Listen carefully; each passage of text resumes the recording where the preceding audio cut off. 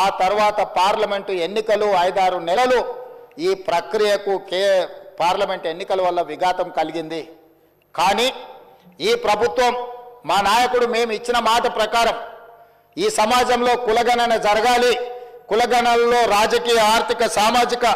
అన్ని వివరాలను పొందుపరచాలన్న ఆలోచనతోటి ఈ కార్యక్రమాన్ని ముందుకు తీసుకెళ్లాలన్న లక్ష్యంతో మంత్రివర్గ ఉపసంఘాన్ని పెద్దలు ఉత్తమ్ కుమార్ రెడ్డి గారి అనుభవాన్ని దృష్టిలో పెట్టుకొని వారిని, దామోదర్ రాజ్ నరసింహ గారిని, పొన్నం ప్రభాకర్ గారిని, దుద్దిల్ల శ్రీధర్ బాబు గారిని, సీతక్క గారిని కమిటీలో పెట్టి ఈ ప్రక్రియను మొత్తం ముందుకు తీసుకువెళ్లే ప్రయత్నం చేసినాం. ఈ ప్రక్రియలో భాగంగా బీహార్, అంతకుముందు కర్ణాటక రాష్ట్రాలు ఈ ప్రక్రియను చేపట్టి బీహార్ తీసుకొచ్చిన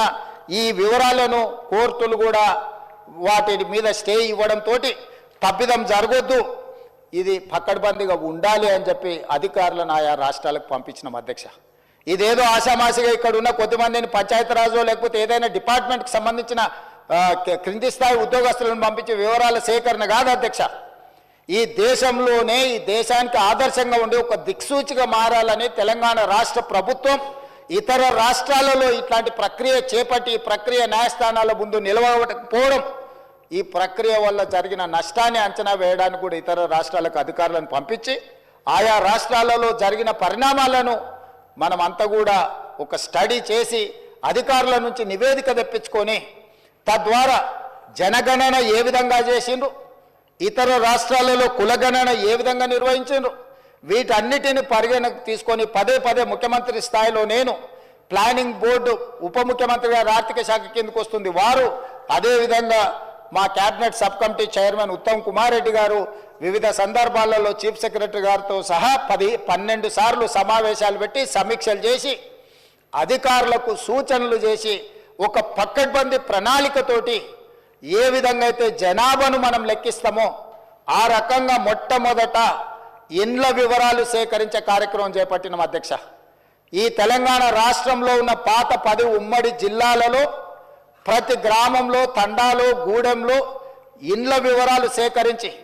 ఆ ఇండ్లను అన్నిటిని కూడా ఎన్యూమరేట్ చేసి ఆ ఇండ్ల మీద స్టిక్కర్ అంటించి ప్రతి 150 ఇండ్లను ఒక గ్రూపుగా అంటే అధ్యక్ష మ్యాపింగ్ చేసి ఇట్లా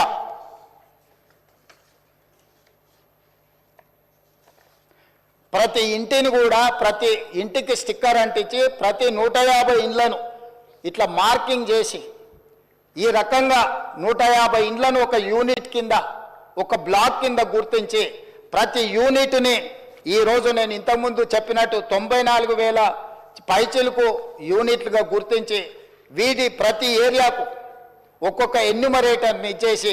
ఈ 150 ఇండ్లను రోజుకు 8 నుంచి 10 కంటే ఎక్కువ చేయకూడదు. ఎందుకంటే 10 కంటే ఎక్కువ చేస్తే వాళ్ళు తొందరపాటులో హడావిడిగా చేయాలన్న నిర్ణయంతో వాళ్ళు తప్పర్లు జరగడానికి అవకాశం ఉంటుందని చెప్పి వివిధ డిపార్ట్మెంట్లకు సంబంధించిన వాళ్ళు teachers, agriculture extension officers, anganwadi teachers, IKP, ఏపీఎంలు, bill collectors and assistant bill collectors, ward officers, Indira Kranti పథకం book keepers, chairman, environment engineers, Panchayati Raj secretary, junior assistant, record assistant, typist, work inspector, ఇట్లా ప్రభుత్వంలో ఉన్న వివిధ శాఖలకు సంబంధించిన అధికారులను ఈరోజు మనం వాళ్ళందరినీ పెట్టి ప్రతి ఇంటికి ఇలాంటి స్టిక్కర్ను అంటించిన అధ్యక్ష. మొదటి 3 రోజులు ఈ రాష్ట్రంలో ఉన్న అన్ని గృహాల యొక్క వివరాలను సేకరించి ఆ వివరాలన్నిటిని కూడా ప్రతి ఒక్కరి ఇంటికి ఇట్లా స్టిక్కర్ అంటించి ఫస్ట్ ఇండ్లను గుర్తించడం జరిగింది అధ్యక్ష. ఆ తర్వాత ప్రతి ఇంటికి మన ఎన్యూమరేటర్లు వెళ్ళి ఇట్లాంటి అప్లికేషన్లు తీసుకెళ్ళి అధ్యక్ష ప్రతి ఒక్కరి వివరాలు వాళ్ళందరితో సేకరించి 8 పేజీలల్లా అక్కడికి వెళ్ళి వాళ్ళతో మాట్లాడి వాళ్ళు ఇచ్చిన సమాచారాన్ని తీసుకొని వాళ్ళ సంతకాన్ని కూడా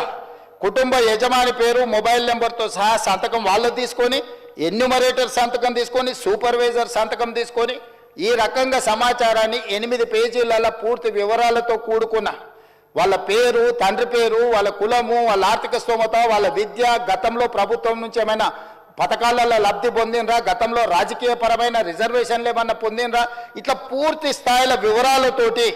ఆ కుటుంబం యొక్క వివరాలు తీసుకున్నాం అధ్యక్ష. ఇవన్నీ మాన్యువల్గా సేకరించి 76,000 మంది డేటా ఎంట్రీ ఆపరేటర్స్ని పెట్టి ఏ ఎన్యూమరేటర్ అయితే